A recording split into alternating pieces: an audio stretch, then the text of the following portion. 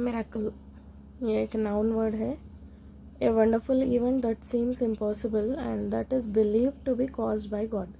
Miracle मतलब चमत्कार. एक ऐसा इवेंट जो इम्पॉसिबल लगता है लेकिन अल्लाह की तरफ से जो है कर दिया जाता, उसको मिरेकल बोलते हैं. ये एक नाउन वर्ड है. केमिस्ट, ये एक नाउन वर्ड है. A person who is qualified to prepare and sells medicine, यानी कि एक ऐसा इंसान जो फार्मेसी में क्वालिफाइड है, डी फार्मेसी या बी फार्मेसी किया हुआ है और जो है वो मेडिसिन सेल करने के लिए, बेचने के लिए क्वालिफाइड है, उसको केमिस्ट बोलते हैं. मेडिकल शॉप वालों को एक्चुअली केमिस्ट बोलते हैं. विस्पर, ये एक वर्ब है. विस्पर मतलब इशारे करना हाथों से या चेहरे से, आँखों से, जैसे भी हो इशारे करने को विस्पर बोलते हैं. जैसे कि मरमर, कानों में फुसफुस करना. To speak very softly to somebody so that others can hear what you are saying. इतना ऐसा बोलना कि दूसरे लोगों को सुनाई नहीं देना लेकिन जिसके कान में बोल रहे हो उसको सुनाई देना, ये मरमर, विस्पर भी कहते हैं इसको. ऑडिबल एडजेक्टिव है ये. ऑडिबल मतलब सुनाई देना, loud enough to be heard, इतनी वॉल्यूम उसकी है कि सुनाई दे रहा. न्यूरोसर्जन, ये एक नाउन वर्ड है. न्यूरोसर्जन किसको बोलते हैं? एक सर्जन जो नर्वस सिस्टम के ब्रेन में, जो हमारे ब्रेन में जो नर्वस सिस्टम है उसका ट्रीटमेंट करता, ऑपरेशंस करता उसके, वो इंसान को, वो डॉक्टर को जो है न्यूरो सर्जन बोलते हैं. Two rats fell into a milk pot. The first rat stopped making attempts to swim, thinking that no one would save it. So it drowned and lost its life. The other rat decided to continue swimming in the pot round and round. After some time, the milk turned into curd. The rat sat on it and thus saved its life. ठीक है. Look at the verbs underlined above. ऊपर कुछ verbs दिए गए हैं. ये जो है दो कैटेगरीज में डिवाइडेड है, एक रेगुलर वर्ब्स में और एक इरेगुलर वर्ब्स में. अब रेगुलर वर्ब्स क्या है? डिसाइड जो है एक वर्ब है, ये प्रेजेंट टेंस में है और इसको पास्ट टेंस में जब कन्वर्ट किया जाता तो डी या ई डी ऐड किया जाता. ठीक है, डी ऐड किया जाता. जब एक सेम वर्ड को जो है डी या ई डी लगाया जा रहा तो वो रेगुलर वर्ब्स होते. और एक वर्ब को जो है प्रेजेंट टेंस में एक वर्ब ऐसा है कि जो पास्ट टेंस में जाते ही पूरी तरीके से चेंज हो जा रहा, उसका नक्शा चेंज हो जा रहा, तो उसको जो है इरेगुलर वर्ब बोलते. जैसा कि प्रेजेंट टेंस में यहाँ पे फॉल है लिखा हुआ और पास्ट टेंस में फेल है. ठीक है, यहाँ पर ई डी या डी लगाया नहीं जा रहा इरेगुलर वर्ब में. हाँ, यहाँ देखिए, the past tense forms of regular verbs are formed by adding D और E D to their present tense forms. Irregular verbs have different forms for the present and past tenses. Here are some irregular verbs. जैसे कि present tense में fall है तो past tense में fail. Give का gave है, rise का रोज है, स्पीक का स्पोक है. यहाँ पर डी या ई डी नहीं लगाया जा रहा. उसी तरीके से सिंग का सैंग है पास्ट टेंस. लीव जो है प्रेजेंट टेंस में है तो लेफ्ट है पास्ट टेंस में. टीच प्रेजेंट टेंस में है तो टॉट है पास्ट टेंस में. ड्रिंक प्रेजेंट टेंस में है तो ड्रैंक है पास्ट टेंस में. Read the table given below and fill in the blanks with the correct forms of the verbs with regular और irregular in the third column. तो यहाँ पर आप लोगों को प्रेजेंट टेंस और पास्ट टेंस और रेगुलर इरेगुलर समझ में आ गया ना. रेगुलर और इरेगुलर फॉर्म्स जो रहते हैं वो समझ में आ गया होगा. जैसा कि यहाँ पे टेबल में किया गया है, प्रेजेंट टेंस में अगर ब्रिंग है तो पास्ट टेंस में ब्रॉट है. तो ये क्या है? इरेगुलर है, क्योंकि इसमें ई डी या डी नहीं लगाया गया, इसलिए ये क्या है? इरेगुलर है. तो नेक्स्ट देखिए, क्लीन क्लीन्ड है, तो ये क्या है? रेगुलर है. ये क्लोज क्लोज्ड है, क्योंकि यहाँ पर डी लगाया जा रहा है इसलिए रेगुलर है. डांस डांस्ड, ये भी रेगुलर है. ईट एट है, तो ये क्या है? इरेगुलर है, क्योंकि यहाँ पर ई डी या डी नहीं लगाया जा रहा. स्विम स्वैम, ये भी इरेगुलर है. टेक टुक, ये भी इरेगुलर है. थिंक थॉट, ये भी इरेगुलर वर्ब है. ठीक है, नेक्स्ट लेसन के वोकैबुलरी देखेंगे. रूइंस, ये एक नाउन वर्ड है. इसका मतलब है collapsed and decade buildings.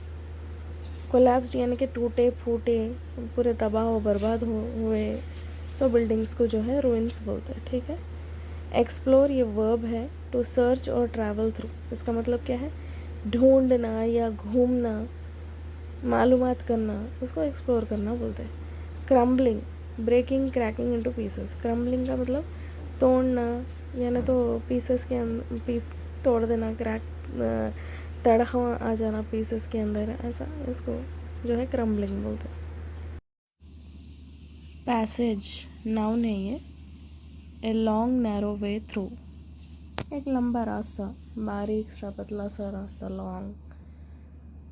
Gag ये भी नाउन है, a piece of cloth put in a person's mouth to prevent him from speaking, मुंह के अंदर कपड़ा ठोंस देना ताकि इंसान जो है बात नहीं कर पाना, उसको गैग बोलते हैं, उस कपड़े को गैग बोलते हैं। Smugglers, persons involved in moving goods illegally in और आउट ऑफ अ कंट्री, एक कंट्री के बाहर कुछ चीज़ें ऐसी भेजना, कंट्री के अंदर लेके आना या बाहर लेके जाना इलीगली, यानी कि उसका परमिशन नहीं है फिर भी उसको लेके जा रहे हैं तो उसको स्मगलिंग बोलते हैं। और जो लोग ये काम करते हैं उनको स्मगलर्स बोलते हैं। जैसे कि सोना लेके आते हैं दूसरे कंट्रीज से, और जो है सो अफीम की ड्रग्स जो है सप्लाई करते हैं, ह्यूमन ट्रैफिकिंग भी करते हैं, इंसानों को भी स्मगल करते हैं, तो ये जो है स्मगलर्स करते हैं।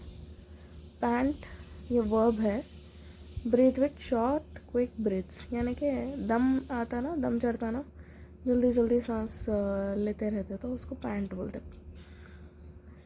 गैंग ये नाउन है, an organised group of criminals, criminals का गैंग, ठीक है। Read the following, he was following a gang of smugglers who had caught him and tied him up. The word gang is a group noun. ये क्या है, gang एक group noun है, इसको collective noun भी बोल सकते हैं हम, यहाँ से हम नाउन पढ़ रहे।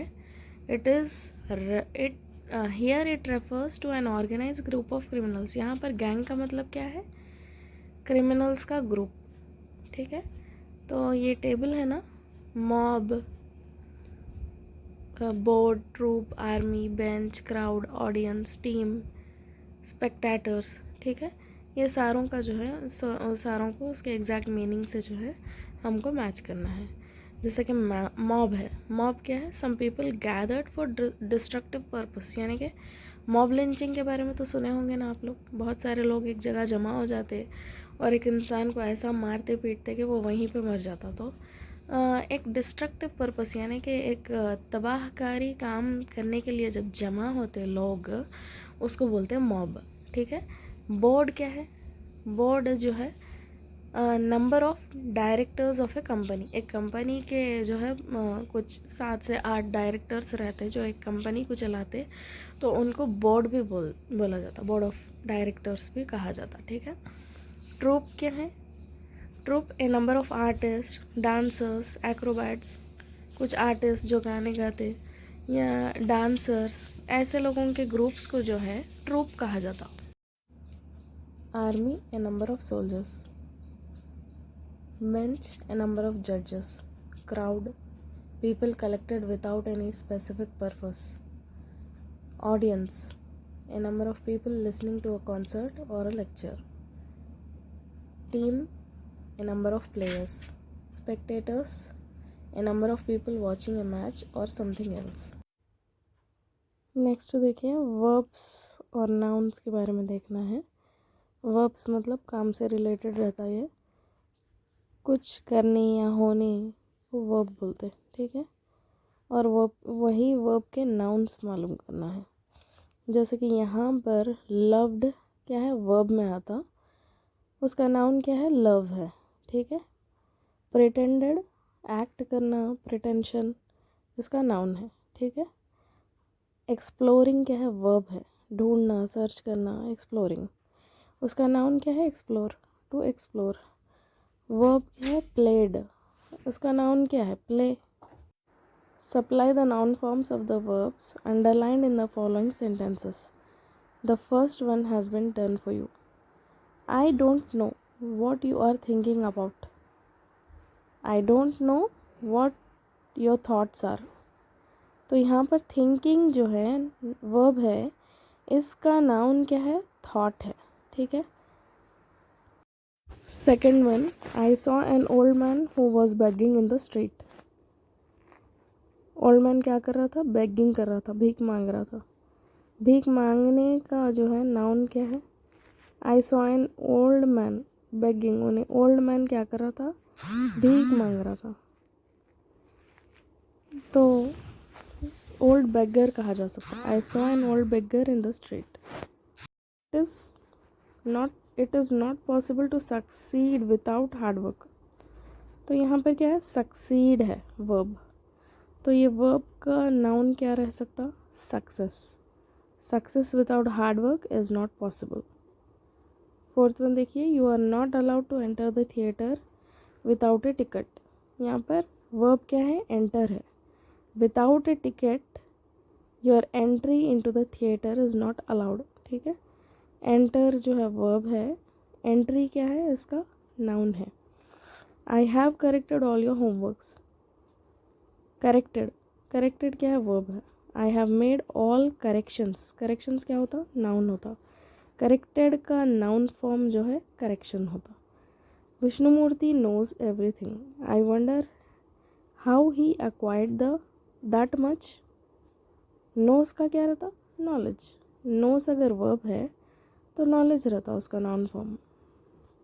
Read the following sentences from the story an adventure. यहाँ पर देखिए इनडायरेक्ट रिपोर्टेड स्पीच के बारे में बताया जा रहा। तो डायरेक्ट स्पीच क्या है, Ram said to Sita I like swimming. Indirect speech क्या रहता है इसका, Ram told Sita that he liked swimming. यहाँ पर दो चेंजेस हो गए, राम सेड है ना, सेड जाके टोल्ड हो गया, और लाइक जो है पास्ट टेंस में था तो वो भी प्रेजेंट टेंस में था तो पास्ट टेंस में हो गया। लाइक जाके लाइक्ड बन गया, सेड जाके टोल्ड हो गया, लाइक जाके लाइक्ड बन गया, ठीक है। Sindhu is my daughter said Ramakrishna Reddy. तो इसका रिपोर्टेड इनडायरेक्ट स्पीच क्या रहता, Ramakrishna Reddy said told that, said था ना, सेड जाके टोल्ड हो जाता, told that Sindhu was his daughter. My daughter बोल रहा ना, तो माई भी चेंज होके हिज हो जाता, ठीक है। Sindhu was his daughter. Second one, I will catch you in a minute replied Seema. तो इसका इनडायरेक्ट स्पीच क्या रहता, सीमा रिप्लाइड और सीमा सेड दैट, यहाँ पे दैट ऐड करना, that she will catch her in a minute. She will catch her या नहीं तो मी, ठीक है। यू बोल रहे ना तो हर भी ऐड कर सकते, या नहीं तो मी भी बोल सकते, ठीक है।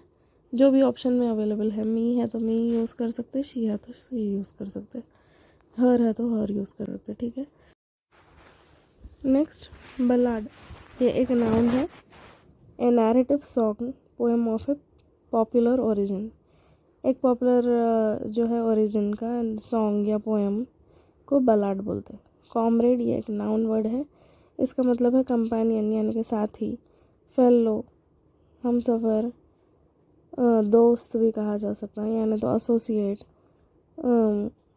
ये कॉमरेड है, ठीक है। समंड, ये वर्ब है। आज टू कम, बुलाया जाना, बुलावा आना।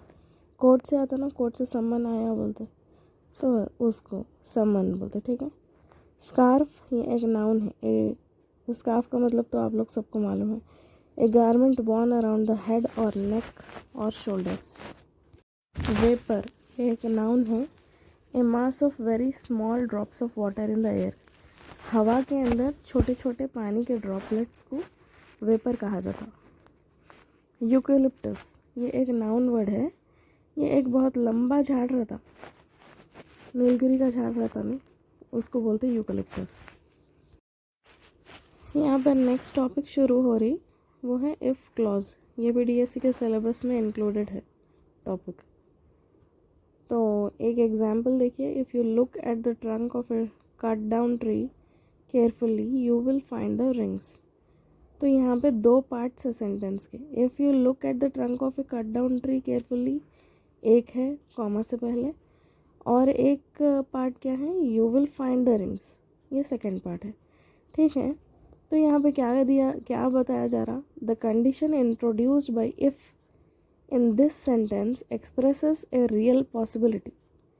तो यहाँ पर जो कंडीशन इंट्रोड्यूस हो गया इफ़ की वजह से ये सेंटेंस में, वो क्या बता रहा, रियल पॉसिबिलिटी बता रहा, जिसका रिजल्ट जो है हमको सेकंड पार्ट में देखा जा सकता है। जैसा कि अब ये सेंटेंस में क्या है, अगर हम एक झाड़ के ट्रंक को अगर काटेंगे तो उसमें क्या रहते बोल के बता रहा, रिंग्स रहते, रिंग्स बोल के बता रहा। तो अगर हम झाड़ के ट्रंक को काटेंगे केयरफुल्ली बोल के जो हिस्सा है वो फर्स्ट पार्ट है सेंटेंस का। तो इफ़ जब हम लगा देते, अगर जब हम लगा देते तो सेकंड पार्ट का जो है, सेकंड सेंटेंस का रिजल्ट मालूम होता। जैसे कि काटे तो उसमें रिंग्स निकलते, ये ठीक है। Note the following points above if clause. An if clause is also known as conditional clause. If clause को और क्या बोल सकते, कंडीशनल क्लॉज भी बोला जा सकता। इट एक्सप्रेसेस ए कंडीशन और कॉज। ये क्या करता, इफ एक कंडीशन को एक्सप्रेस करता है यानी तो एक कॉज बताता, whose result or effect is expressed or felt in the second part of the sentence।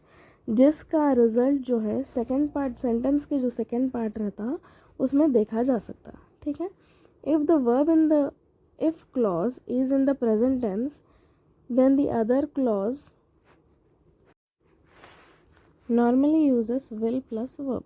तो अगर एक verb, if the verb in the if clause, अगर इफ़ क्लॉज के अंदर जो वर्ब रहता ना वो अगर प्रेजेंट टेंस में है तो सेकंड पार्ट में मेन क्लॉज के अंदर हमको नॉर्मली क्या मिलता, विल प्लस वर्ब मिल जाता, ठीक है।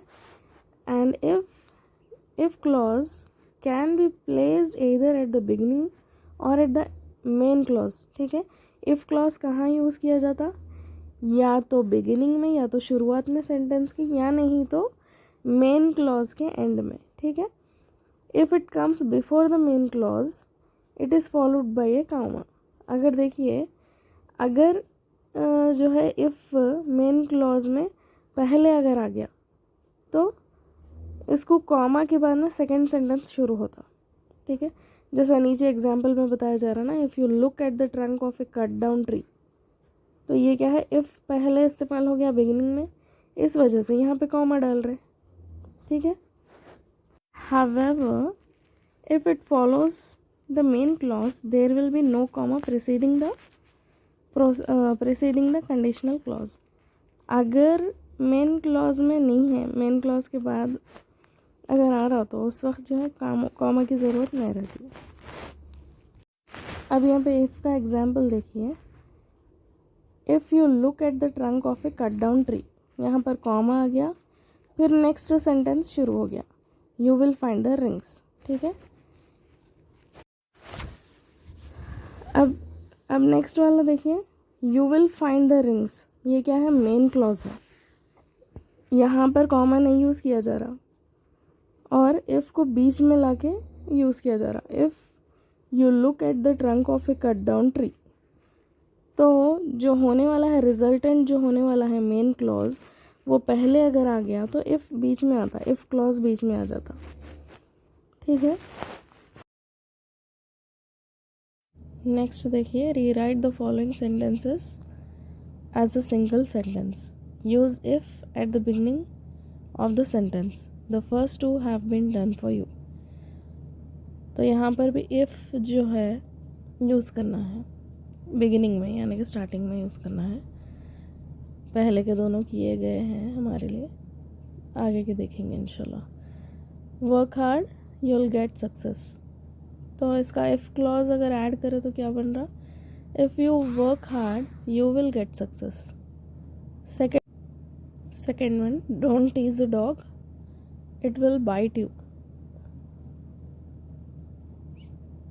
तो इसको जब इफ़ क्लॉज ऐड करेंगे तो ये ऐसा बन जाएगा, if you tease the dog it will bite you, ठीक है।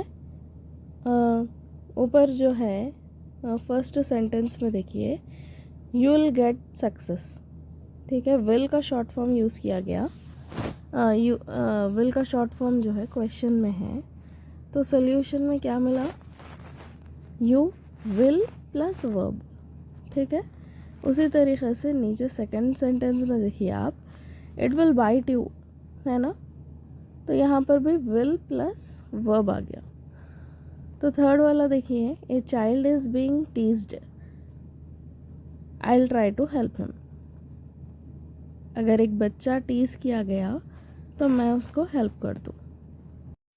तो यहाँ पर इफ़ ऐड कीजिए, if a child is being teased I will try to help him, will के बाद में verb, try to help him, ठीक है। नेक्स्ट क्या है, fourth one, study regularly, you will do well in the examination. तो इसका सोल्यूशन क्या है, if you study well, if you study regularly, you will do well in the examination. Next, give respect to others, they too will respect you. तो यहाँ पर if add कीजिए, if you give respect to others, they too will respect you, ठीक है। ये था if clause के 5 sentences। आगे और भी sentences है, इसको आप होमवर्क में कीजिए ताकि आपकी प्रैक्टिस हो। इफ़ क्लॉज जो है सिलेबस में इंक्लूडेड है, डीएससी के सिलेबस में इंक्लूडेड है। तो practice makes the man perfect. अगर आप प्रैक्टिस करेंगे आगे के जो सेंटेंसेस है उसकी अगर प्रैक्टिस करेंगे तो इंशाल्लाह आपको समझ में आ जाएगा कि कैसे कब क्या यूज़ करना है।